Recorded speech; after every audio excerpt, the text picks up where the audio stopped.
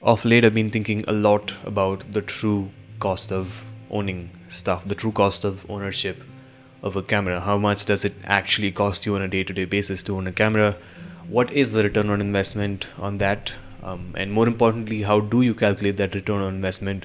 How do you quantify that return on investment? How do you know that a camera was a good purchase? I've seen a lot of videos kind of talking about brand specific camera buying guides, but I don't think I've seen till date a video kind of talking about the thinking process, or if you want to go fancy, the philosophy behind how much you should spend on a camera, or why you spend how much you spend on a camera. What's happening YouTube? My name is Suraj, and through this video I aim to give you two perspectives through which you can make a more intentional camera purchase decision. Now what I'm about to share in this video, I don't think this is anything revolutionary. I'm pretty sure a lot of people have this mindset and think this way already, so this video is not for them.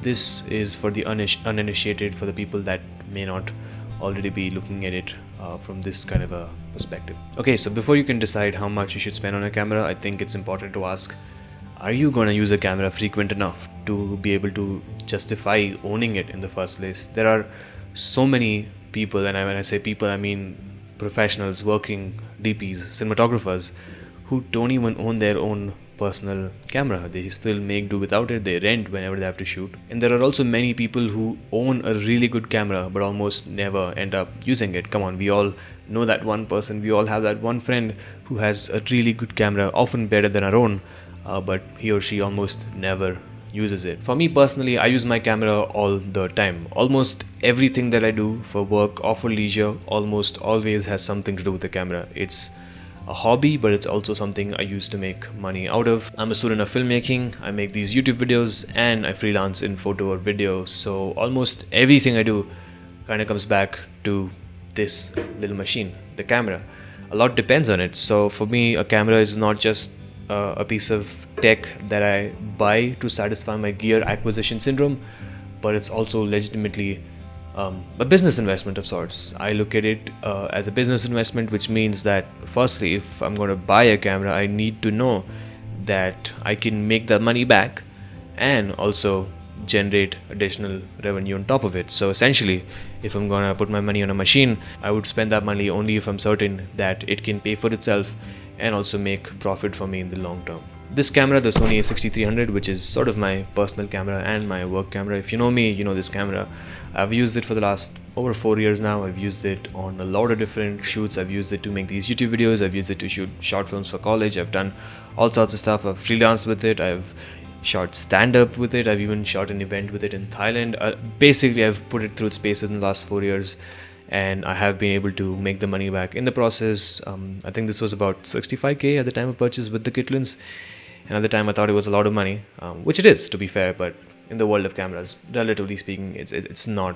Point is, this camera, in the last 4+ years of using it, I have been able to break even on the investment. I have been able to make back how much ever I spent on it, and also been able to make way more profit on top of that, which means that it has been a good business investment. Now, that's one perspective, but I also realized that there's a whole another perspective, there's a whole another group of people that may not necessarily be buying cameras to make money out of it. They're not necessarily looking to monetize their passion. It's mainly going to be a hobby. And in situations like that, you can't really expect a monetary return.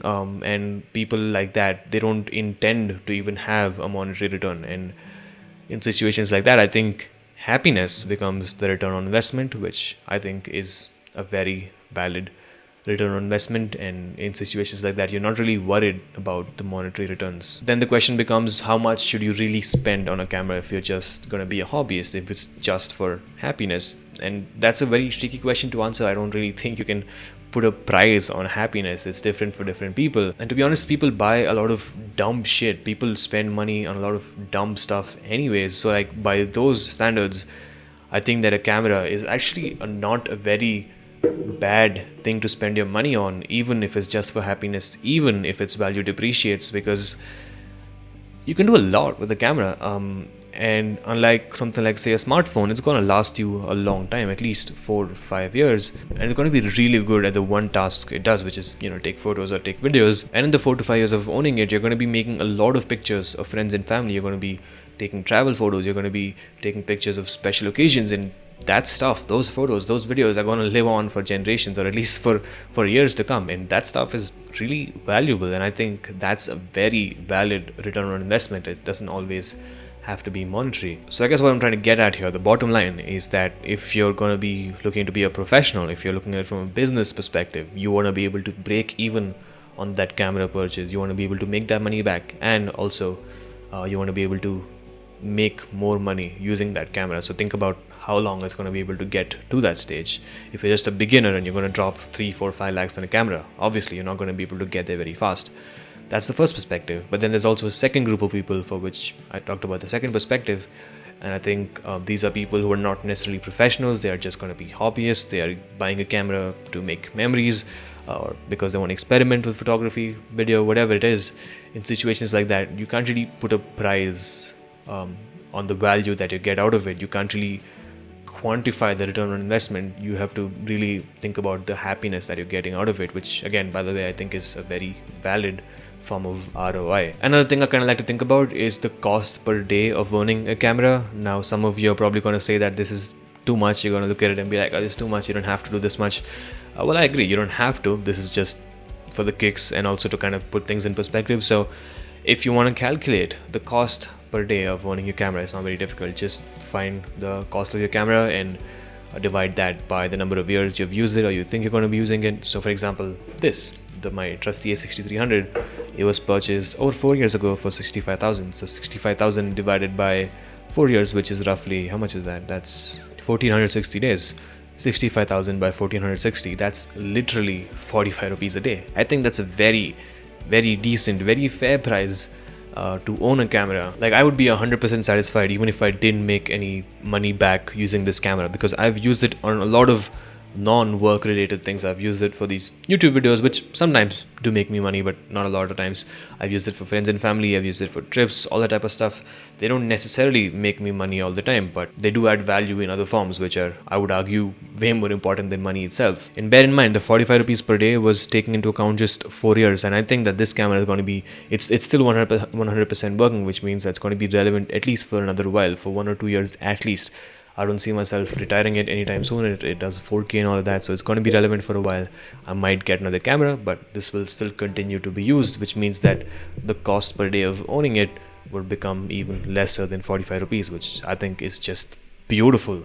I think it's a really good ROI if you want to look at it that way. Now again, I know some of you are going to be like, this is too much. You don't really have to look at it from such a calculated sort of perspective, and I agree, you don't. This is really just for the kicks. It's to kind of just give you some perspective. So how much money should you really spend on a camera? Well, I don't have a definitive answer to that question, as you can probably tell. The aim of this video was not to give you a one size fits all type of answer, as much as it was to give you a couple of ways to think about that problem, because I truly think that only you can answer how much to spend on a camera for yourself. I hope you found this video of value. I hope you found some meaning in it. If you did, if you agree with any of what I said, give this video a like. If you did not, well, I'm always open to a good debate, so hit me in the comments with your ideas. If you want to connect with me on a one-on-one basis, you can always send me an Instagram DM. I reply to almost every single one of them. Or you can send me a super text on my super page. If you want to support me or this channel, you can send me a super text on the super page, where you can also, by the way, you can also now video call me on the super page. Links in the description. Check it out if you want to support me. So that's about it for this video. Thank you so much for watching. My name is Suraj. Already said that like 3 times, damn it. My name is Suraj. Okay, 4th time. And I'll talk to you later. Let it slip away, left but then you came. All the same, nothing left the game. Show 'em we don't play. It depends how you celebrate. Kinda say complain with your ways. How you slipping while you still listening.